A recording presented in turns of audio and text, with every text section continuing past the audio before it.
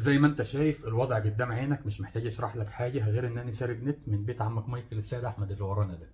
فطبيعي تسرق نت تظهر لك الفيديوهات دي. يلا نشوف.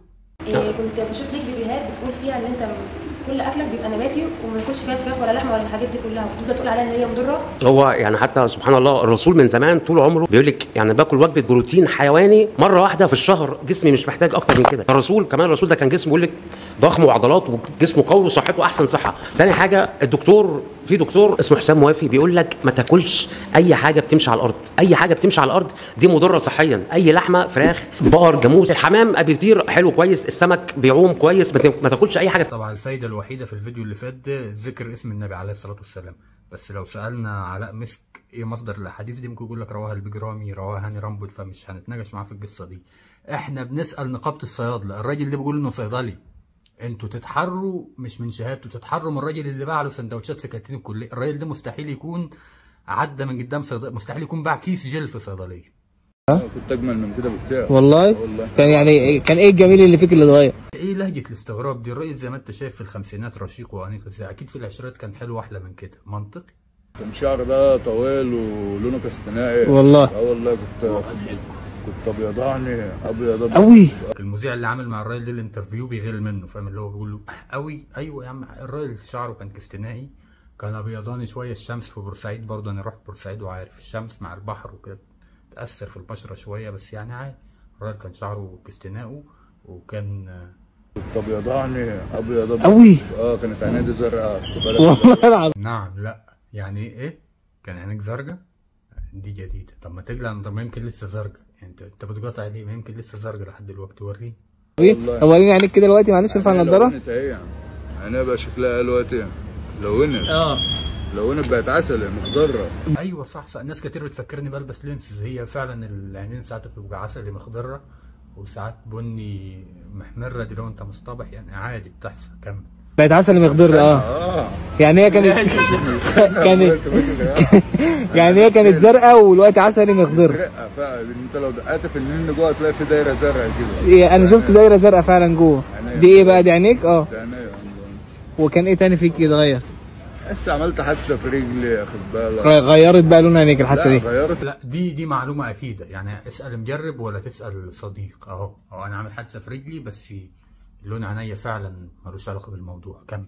الحركه مش ما عادش فيها بركه. كنت بلعب كاراتيه، يعني كنت بطير، كنت ممكن اطلع لك بايديا حته قالوا العماره دي، والله العظيم كنت ممكن اطلع لك بس على ماسوره زي دي كده.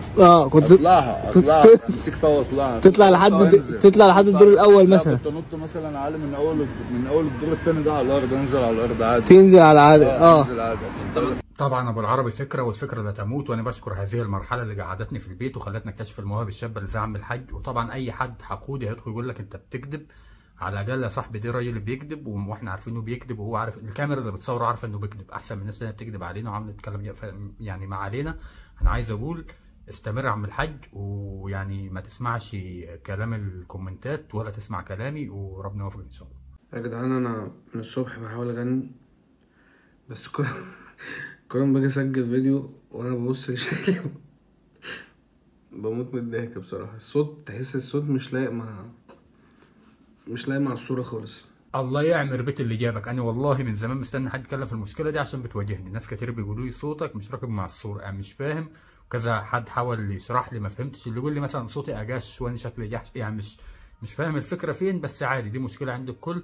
كمل يا صاحبي اشرح مشكلتك، يمكن ان شاء الله ما نقدرش نساعدك. فانا هجرب اغني معاكم كده ايه اغنيه. غني ما تنشفش ريق ابونا. غني والله احنا معاك.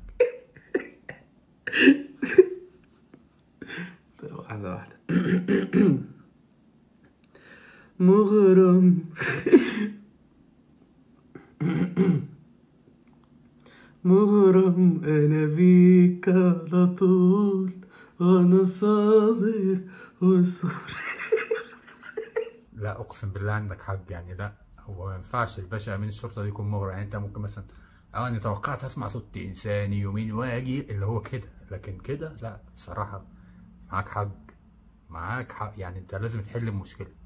مش نافع. لا استنى، طب لما دقني تطول شويه صوتك لازم يكبر. يا انت تصغر يا صوتك يكبر، ده القصه مش في الديج النهائي. بس بصراحه يا جماعه الراجل فنان وعالمي، دخلت على الاكونت عنده بصراحه لا موهبه، بس هو كان حالق دجنه عشان الجيش. فنصيحه من اخوك مش عارف اقول لك اخوك الكبير ولا اخوك الصغير، ما انت شكلك عادي 25 سنه بس شنبك عنده 103 سنه، فما علينا يعني انت موهبه وعايش.